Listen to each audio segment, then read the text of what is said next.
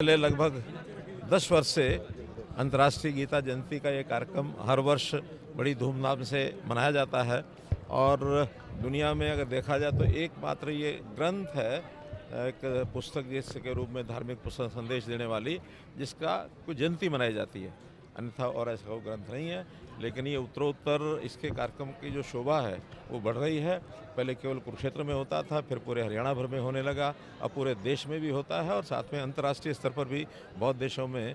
और गीता जयंती हमारे स्वामी गीता मनीषी स्वामी ज्ञानानंद जी महाराज की देखरेख में कई जगह हो चुका है। मॉरिशस में हुआ, कनाडा में हुआ, यूके में हुआ, अभी श्रीलंका में हुआ है, आने वाले दिनों में इंडोनेशिया में होगा। तो ऐसे बड़े बड़े कार्यक्रम, कल ही प्रधानमंत्री श्री नरेंद्र मोदी जी के समक्ष 1 लाख लोगों ने और मुक्त कंठ से और गीता के जो श्लोक बोले हैं वो एक आनंद देने वाला ये कार्यक्रम था। तो गीता का संदेश हर व्यक्ति के लिए भी अनिवार्य है, समूह के लिए अनिवार्य है। हर समाज में विभिन्न प्रकार के जो आयाम रखने वाले, काम करने वाले लोग हैं, चाहे वो गृहस्थी है, चाहे वो विद्यार्थी है, चाहे वो अध्यापक है, चाहे किसान हैं, और इवन यहाँ तक राजनीतिक क्षेत्र के लोगों के लिए भी गीता में बहुत बड़े संदेश ये सब दिए गए हैं। आज उसके जो संत सम्मेलन में हम लोगों को उपस्थित होने का अवसर मिला। बड़ी खुशी की बात है कि हमारे उत्तराखंड के मुख्यमंत्री धामी जी भी उसमें आज उपस्थित हुए हैं। मुझे तो हर वर्ष आने का मौका मिलता है। इस अवसर पर अपने आप को मैं आनंदित महसूस कर रहा हूँ। पंजाब में बड़े स्तर पर धर्म परिवर्तन किया जा रहा है, कन्वर्ट किया जा रहा है हिंदू से उनको ईसाई धर्म में, उसके लिए क्या कहेंगे? बड़ी चिंता की बात है और इसमें जो सामाजिक लोग हैं वो तो चिंतित है ही हैं, और मुझे लगता है कि सरकार को भी इस ओर आगे बढ़ना चाहिए। ये धर्म परिवर्तन का जो विषय है ये समाज के हित में कभी भी नहीं रहा है और वहाँ भी नहीं रहेगा। इसलिए मैं अपील करता हूँ वहाँ के मुख्यमंत्री भगवत मान जी को कि ऐसे विषयों पर वो आगे बढ़ें, चिंता करें और इन चीज़ों को रोकने के लिए अपना जो सरकारी मशीनरी का भी उपयोग उनको करना पड़े तो करना चाहिए। आपने संत सम्मेलन शुरू किया था, आज बड़े स्तर पर जा चुका है आपकी ये देन है। देखिए, मेरा अपना जो दायित्व मैं लगातार हमेशा गीता से ही सीख करके और इन ऐसे कर्तव्यों का पालन करता हूँ। कर्मण्येवाधिकारस्ते मा फलेषु कदाचन, इसको अपने जीवन में उतार करके यहाँ तक बढ़े हैं।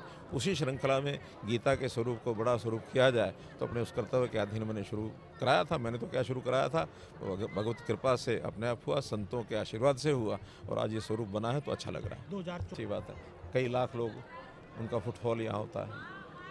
धन्यवाद। शुभ अवसर है कि मैं गीता अंतर्राष्ट्रीय गीता महोत्सव में यहाँ पहुँचा हूँ, जो पूज्य ज्ञानानंद जी महाराज जी और हमारे केंद्र सरकार के मंत्री और उस समय के हरियाणा के मुख्यमंत्री आदरणीय मनोहर लाल जी के द्वारा ये प्रारंभ किया गया।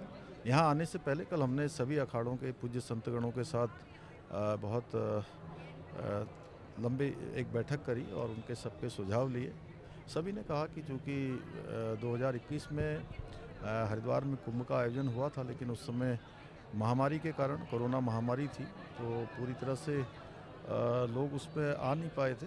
तो इस बार हम लोग उस आयोजन को बड़े स्तर पर करेंगे और उसको सभी व्यवस्थाएं सुनिश्चित करने के लिए सभी प्रकार से अच्छा कुंभ हो, सुरक्षित कुंभ हो, सभी के लिए अच्छा हो, सभी को मैं आमंत्रित करता हूँ। उसका कल तिथियों की घोषणा हो गई है और अब हम सब व्यवस्थाओं को आगे बढ़ा के कोशिश करेंगे कि पूरे देश भर से सभी हमारे प्रमुख लोग जो है, प्रमुख संतगण उसमें प्रतिभाग करें, आएँ। और एक बड़ी समस्या देखने को मिलती है हरिद्वार या आसपास में, जो आपने कहा ऑपरेशन कालनेमी आपने चला रखा हुआ है, लेकिन इसके बावजूद जो है बड़ी संख्या में जो है लोग साधु का वेश बदल करके धर्मी वहाँ पे पहुँचते हैं। और नहीं, सनातन धर्म को बदनाम करने वाले ऐसे छद्म वेशधारियों के खिलाफ हम सख्त कार्रवाई कर रहे हैं और अभी लगभग 7,000 से भी ज़्यादा ऐसे छद्म वेशधारियों को जो सनातन धर्म को बदनाम कर रहे थे, धार्मिक भावनाओं को आहत पहुंचाने का काम कर रहे थे, जो लोग उत्तराखंड आते हैं उनके मार्ग में कहीं ना कहीं अवरोध पैदा करने का काम कर रहे थे, उन सभी को गिरफ्तार किया गया है। उस पर अभी कार्रवाई चल रही है और हम सख्ती से इस पर काम कर रहे हैं। पंजाब में बड़े स्तर पर धर्म परिवर्तन किया जा रहा है, हिंदुओं को कन्वर्ट किया जा रहा है,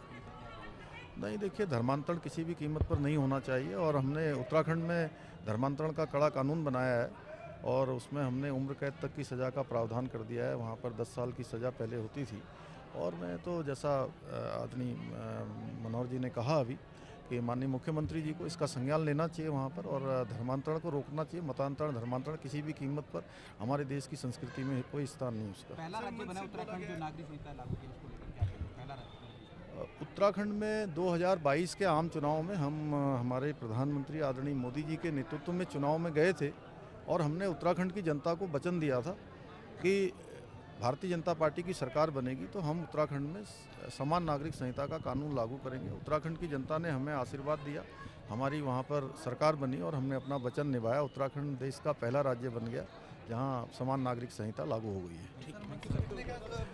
नहीं, दक्षिण को जोड़ेंगे, पूरा देश आज हमारे प्रधानमंत्री जी के नेतृत्व में एक भारत श्रेष्ठ भारत उत्तर पूरा पक्ष, हम दक्षिण के भी